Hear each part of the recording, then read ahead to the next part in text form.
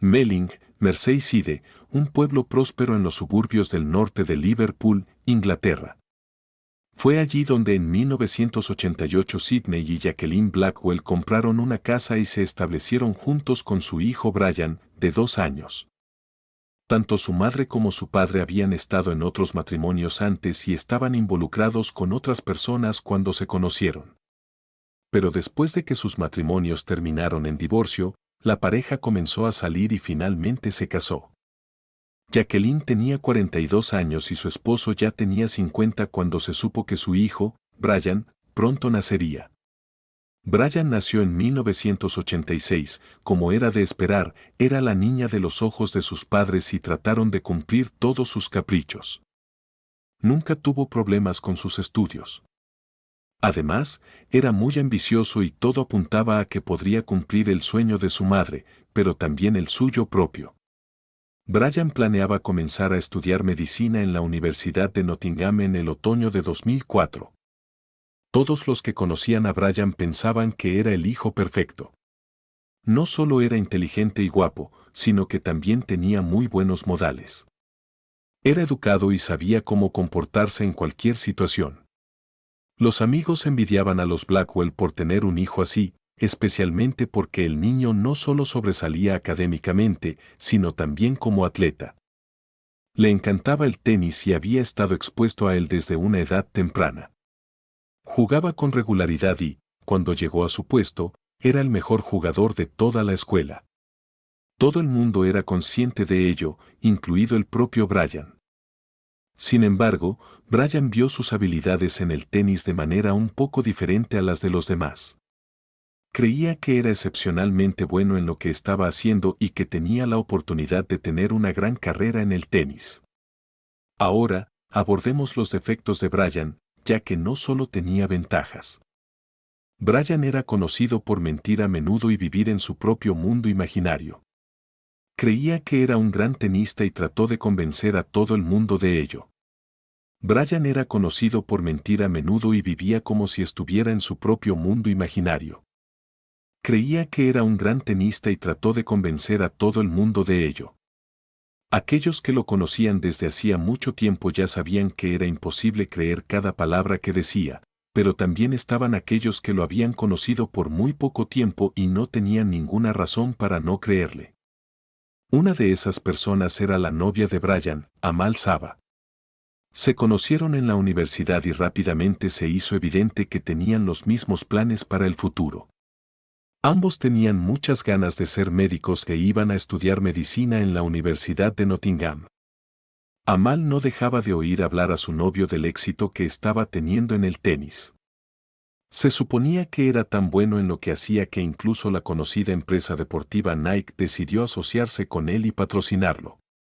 Iba a firmar un contrato de 70.000 libras con ellos, y lo cierto es que había una empresa que decidió patrocinar a Brian, aunque no era tan conocida como Nike. Es más, lo único que decidieron hacer fue darle un 50% de descuento en la compra de los equipos deportivos que necesitaba, pero él no iba a decirle a nadie toda la verdad. Quería que todos creyeran que estaba logrando un éxito considerable en el deporte. Una vez que comenzó a mentir al respecto, no había otra forma de salir de la situación que presentarle a Amal más mentiras. Le mostró un ranking de jóvenes tenistas que aparecía en una de las revistas de temática deportiva en las que ocupaba el primer lugar. Sin embargo, de hecho, su nombre no estaba en ningún lugar de este ranking. Todo lo que Amal vio fue fabricado por Brian. No solo contó cosas inventadas, sino que también presentó pruebas de ellas, que en realidad preparó él mismo. Estaba muy ansioso por causarle la mejor impresión, incluso si eso significaba que tenía que mentirle. Quería que ella lo viera como un hombre con la oportunidad de una gran carrera y, por lo tanto, de mucho dinero. Incluso entonces, aunque no tenía mucho dinero, ya estaba inundando a Amal con joyas que, como resultó más tarde, no eran tan caras como Brian afirmaba. Los diamantes resultaron ser zirconitas y todo era definitivamente más barato de lo que se pensaba inicialmente en un centro comercial, y las mentiras de Brian fueron aún más allá. Creía que su carrera crecería tan rápidamente que pronto necesitaría un asistente, y dado que su contrato con Nike se lo permitía, llegó a la conclusión de que sería mejor si un centro comercial era el que ocuparía ese puesto. Luego le prometió que podría ganar alrededor de 80.000 libras al año, que es un salario alto incluso para los estándares actuales. Y para demostrarle a su novia que no estaba tirando sus palabras al viento, ya le había extendido un cheque por un monto de casi 40.000 libras. Por supuesto, Brian no tenía esa cantidad de dinero a su disposición. En ese momento, había exactamente 9 peniques en su cuenta y el cheque fue rechazado, lo que Brian pudo explicar con alguna mentira más, y Amal creyó cada palabra de él, creyendo que pronto sería un atleta conocido en todo el Reino Unido y tal vez incluso en el mundo. Brian le habló del brillante futuro que les esperaba. Incluso llegó a afirmar que era propietario de un apartamento en otra ciudad, que habría comprado por 450.000 libras. Y que estaba ubicado en un edificio de gran altura ocupado por otros famosos, también del mundo del deporte. Y el dinero que podría ganar en futuros torneos les permitiría vivir cómodamente. No les faltaría dinero para nada. Y tratando de demostrarle a Amal que lo que estaba diciendo era cierto, Brian la llevó a una sala de exposición de Mercedes, fingiendo estar interesado en comprar un automóvil por valor de 60.000 libras. Aunque aún no tenía licencia de conducir, durante la prueba de manejo, los autos tuvieron que ser conducidos por un empleado de la sala de exposición. Como era de esperar, Brian no compró el auto ese día, pero prometió regresar con sus padres para finalizar la transacción. Para Amal, toda la situación no le pareció extraña ni sospechosa en absoluto. Se dio cuenta de que las ganancias de los torneos de tenis eran bastante altas y que si Brian participaba en ellos, podría tener ese dinero. Durante una de sus conversaciones con su novio, mencionó que le gustaría tener su propio auto. A diferencia de Brian, ella ya tenía una licencia de conducir, pero no podía permitirse comprar un automóvil.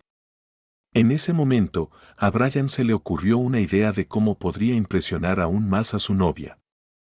Después de todo, nada confirmaría más su estatus de estrella del tenis que comprarle un coche. Y, en efecto, poco después de salir de su casa, apareció un coche. Amal estaba en la luna. ¿Podría esperar un regalo mejor? Ciertamente, ninguna de sus amigas había recibido un coche de su novio. Brian estaba satisfecho consigo mismo por haber hecho tal sorpresa para Amal, pero ¿dónde tenía tanto dinero para pagar este auto? Él mismo no tenía mucho en su cuenta, pero sus padres habían estado ahorrando dinero durante muchos años, que se suponía que se usaría para pagar sus estudios. Allí ya se había acumulado una cantidad considerable, como bien sabía Brian. Fue al banco y, mientras presentaba otra mentira allí, dijo que su padre acababa de morir y que necesitaba comprarse un coche.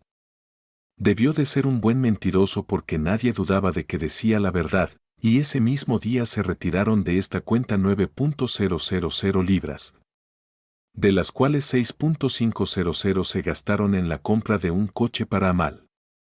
Sin ningún escrúpulo, usó este dinero. Era capaz de hacer cualquier cosa para impresionar a su novia, y cada vez tenía más éxito en ello. Amal ya no tenía dudas de que debía ser un atleta talentoso y bien pagado. La situación tuvo lugar en mayo de 2004, y Jacqueline, que en esta familia era responsable de las finanzas, se dio cuenta rápidamente de que su hijo había retirado este dinero. Brian no tenía otra opción. Tuvo que admitir lo que había hecho. Sus padres estaban conmocionados. No podían creer que hubiera actuado tan irreflexivamente. Trabajaron duro para brindarle el mejor futuro posible, y él solo quería impresionar a su novia y gastó parte de esos ahorros en comprar un automóvil. Estaban muy molestos con esta situación y exigieron que Amal devolviera el coche. Sin embargo, después de varias discusiones, se estableció que ella podía quedarse con el auto, pero tendría que pagarlo ella misma. Ciertamente no era una situación cómoda para Brian, pero ciertamente se las arregló para explicárselo de alguna manera. Seguramente no era una solución elegante, pero esta no era la primera vez que Brian le mentía a su novia. Para Sidney y Jacqueline, este incidente les abrió los ojos y comenzaron a prestar más atención a su hijo y notaron que estaba gastando mucho dinero. Definitivamente más de lo que debería. Pensaron que no podía controlarse, por lo que, además de monitorear constantemente el saldo de sus cuentas, también decidieron cambiar su testamento. En caso de que fallezcan, Brian tendría derecho a disponer de sus bienes solo después de cumplir los 30 años.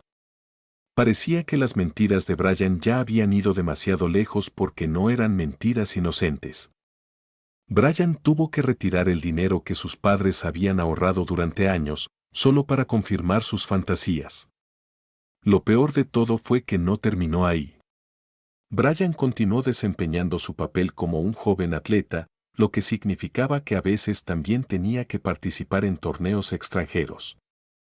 Le dijo a Amal que se estaba preparando para un torneo que iba a tener lugar en Italia e incluso quería que ella fuera allí con él.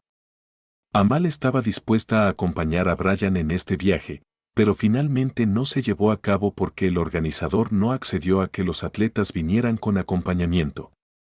Por supuesto, esto fue otra mentira.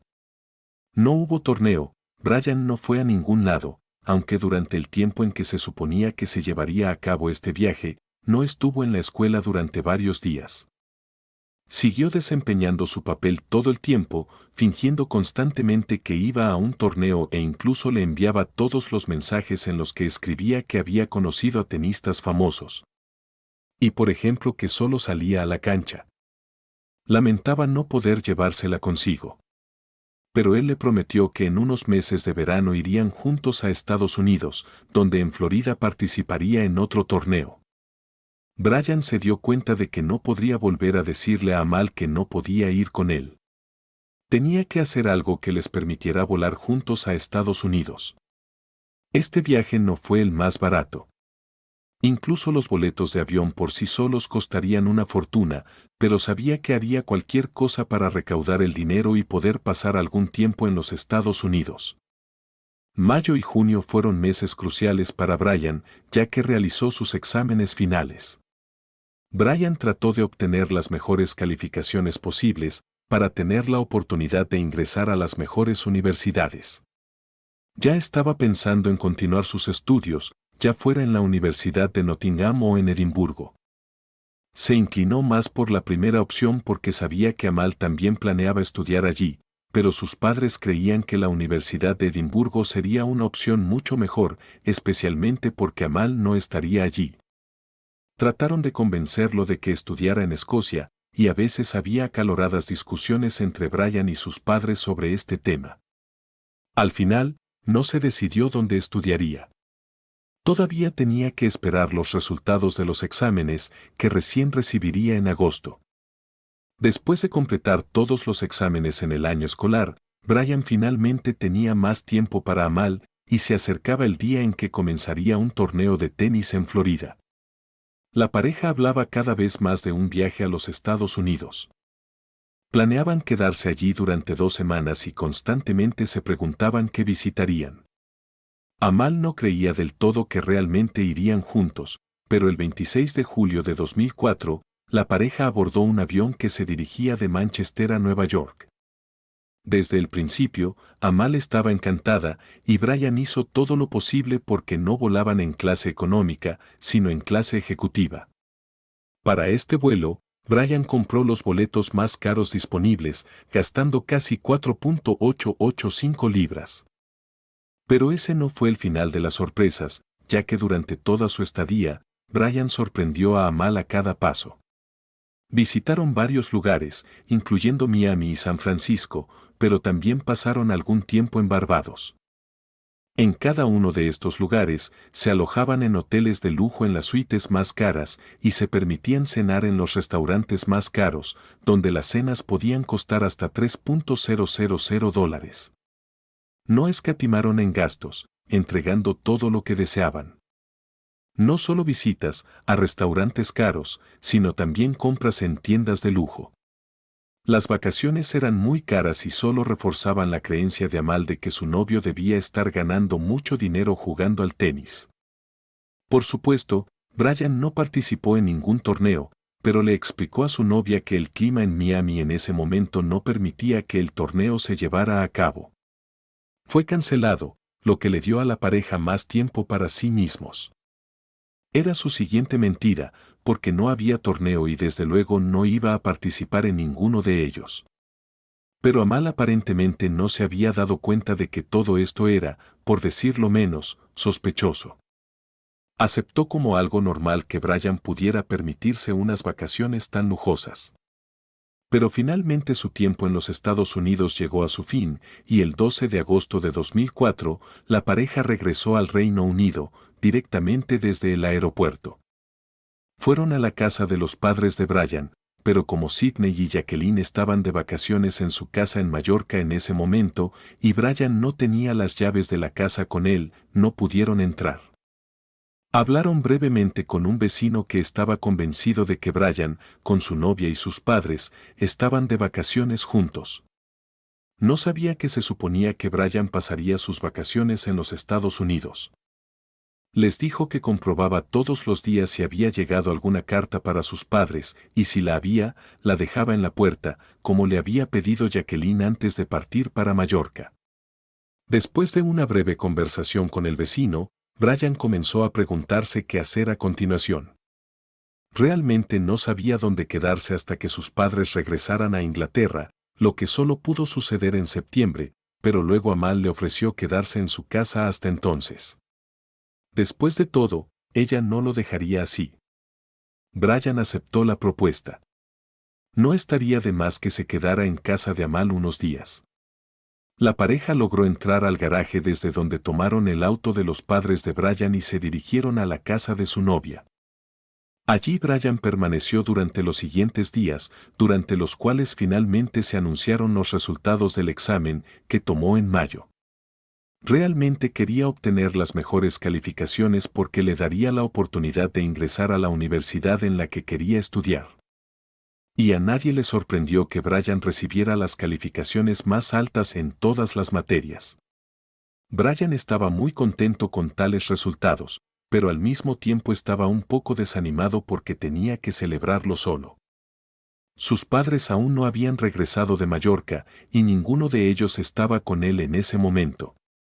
Lo único que le quedaba era celebrarlo con Amal y su familia. Brian todavía vivía en la casa de su novia y los vecinos de sus padres, que eran sus buenos amigos, seguían asegurándose de que el correo entrara por la ranura de la puerta de su casa. Frente a la casa, había un pequeño cobertizo que siempre estaba abierto y era allí donde el cartero dejaba toda la correspondencia. Y el vecino de los Blackwell de vez en cuando recogía todas esas cartas y las dejaba dentro por el buzón. Y cuando el 5 de septiembre fue allí como de costumbre para dejar el correo dentro, sintió un olor increíblemente intenso. Un hedor terrible salía de la casa del vecino. Le preocupaba tanto que comenzó a inspeccionar las puertas y ventanas de su casa, y luego en cada una de ellas notó una gran cantidad de moscas. No había una sola ventana en esa casa que no estuviera cubierta de moscas.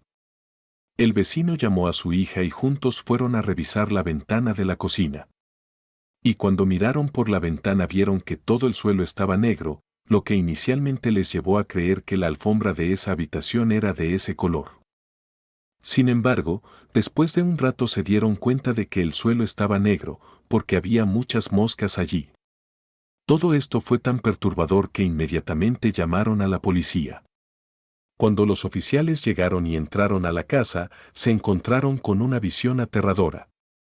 En la sala, sobre el sillón, estaba el cuerpo de Sidney, y a pocos metros, en el baño, notaron el cuerpo de su esposa.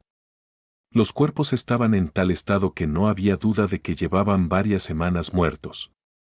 Al principio fue difícil determinar qué había sucedido allí, pero los agentes estaban convencidos de que alguien había matado a la pareja. Como sucedió, solo la autopsia pudo determinarlo. Gracias a los vecinos, la policía se enteró de que la pareja tenía un hijo, un niño llamado Brian. Tenían que encontrarlo y darle esta terrible noticia. Durante las últimas 3 semanas, desde que regresaron de los estados en los que habían estado unas 3 semanas antes, Brian había estado viviendo con la familia de Amal. Cuando los agentes acudieron al lugar, no lo encontraron en su casa. Pero después de un tiempo, apareció y se enteró de lo que les había sucedido a sus padres. Quedó impactado por esta información. Le costaba creer todo aquello. Estaba convencido de que sus padres seguían en Mallorca y esperaba que regresaran el 7 de septiembre. Brian no podía entender lo que pudo haber pasado, pero a pesar de que los oficiales se dieron cuenta de que podía ser muy difícil para él, en ese momento tuvieron que llevarlo para interrogarlo. Después de todo, podría ser la última persona que hubiera visto a Sidney y Jacqueline. También podía saber más sobre sus vidas, por ejemplo, si tenían enemigos o si había alguien en su vida que los quería muertos. Inicialmente, nada indicaba que Brian pudiera ser responsable de la muerte de sus padres, pero tan pronto como los oficiales comenzaron a hablar con él, comenzaron a sospechar que él podría ser el autor que estaban buscando. Pensaron que Brian sabía más de lo que estaba diciendo, especialmente cuando durante el interrogatorio, preguntó si hacía frío en la cárcel. Sin embargo, no confesó haber cometido estos crímenes él mismo. Según el patólogo, sus padres fueron asesinados unas semanas antes de que se encontraran sus cuerpos, todavía en julio, y sin embargo, Brian estaba lejos de casa en ese momento. Estaba en los Estados Unidos. Con su novia. Alguien debe haberlos matado mientras él estaba fuera. Pero durante el registro de la casa de Blackwell y la casa de Amal, la policía encontró una bolsa que pertenecía a Brian, en la que había un martillo, un cuchillo y, para sorpresa de todos, las llaves de la casa de sus padres. Supuestamente, no pudo entrar porque no tenía las llaves, pero la verdad resultó ser que estas llaves habían estado en su bolso todo el tiempo. Cuando se le transmitió la información sobre los artículos encontrados, Brian comenzó a cambiar de opinión. Finalmente, después de 2 días, confesó haber matado a sus padres y contó lo sucedido antes de su viaje a Nueva York. El 25 de julio, después de regresar a casa de entrenar con su padre, se quedó solo porque sus padres fueron a cenar a un restaurante. Cuando todos regresaron y se sentaron en la sala a tomar unas copas, comenzaron a discutir. Desafortunadamente, esta discusión se convirtió rápidamente en una pelea, durante el cual Sidney empujó y golpeó a Brian. Brian había colgado previamente cuadros en la pared de su habitación y todavía tenía un martillo en la mano, que comenzó a usar en defensa propia. Cuando Jacqueline, que estaba en la cocina en ese momento, escuchó algunos sonidos perturbadores provenientes de la sala de estar, fue a verificar qué estaba sucediendo. Luego vio a Brian tratando de matar a su esposo e intentó detenerlo. Afirmó que su madre comenzó a agitar un cuchillo que lo hizo sentir amenazado, por lo que trató de defenderse golpeándola con un martillo. También le quitó el cuchillo para evitar que ella le hiciera daño. Admitió haber golpeado a sus padres con golpes tanto con el martillo como con el cuchillo, aunque no podía recordar toda la situación. No podía recordar cuántos golpes les propinó a cada uno de ellos. Después de que su madre yacía inconsciente en el suelo, Brian la arrastró al baño para salpicarla con agua, pero ya era demasiado tarde. Ella ya había fallecido. A los investigadores les resultó difícil creer la versión de los hechos del joven de 18 años. No coincidía en absoluto con los resultados de la autopsia. Según los hallazgos del patólogo, emboscó a Sidney y lo atacó por la espalda. El hombre de 72 años no tuvo oportunidad de defenderse. Ni siquiera se movió de su silla. Cuando la policía entró en la casa de los Blackwell, el cuerpo de Sidney todavía estaba en el sillón y sus anteojos estaban fuertemente agarrados en su mano. El relato de Brian no podía ser cierto.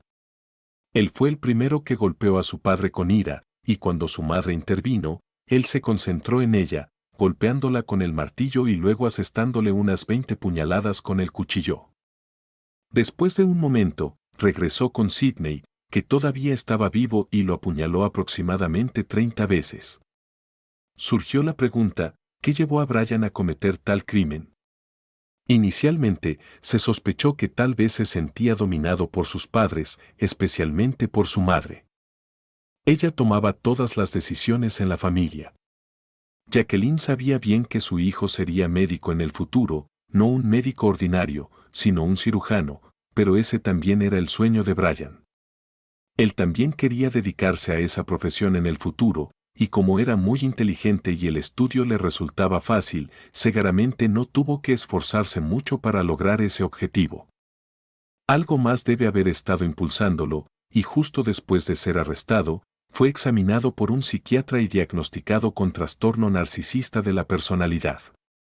Las personas con un trastorno de este tipo suelen ser muy egoístas, centradas principalmente en sí mismas.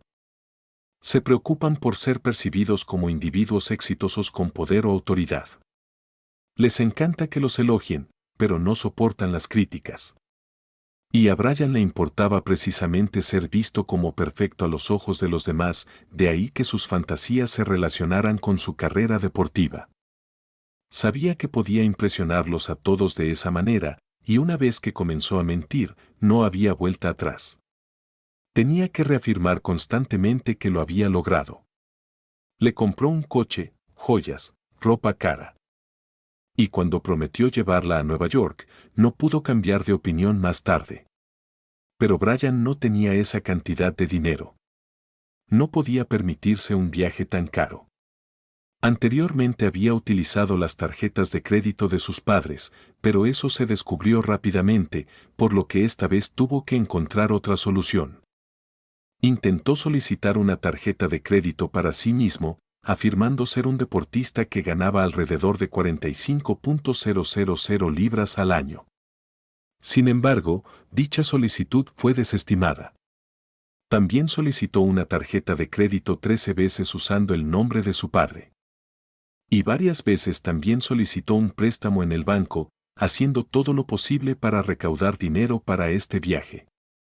Sabía que sus padres tenían suficiente dinero para pagarlo. También sabía que nunca aceptarían gastar tanto en un viaje, por lo que decidió matarlos. El 25 de julio era domingo, y por la tarde fue con su padre a las canchas de tenis, viéndolo jugar.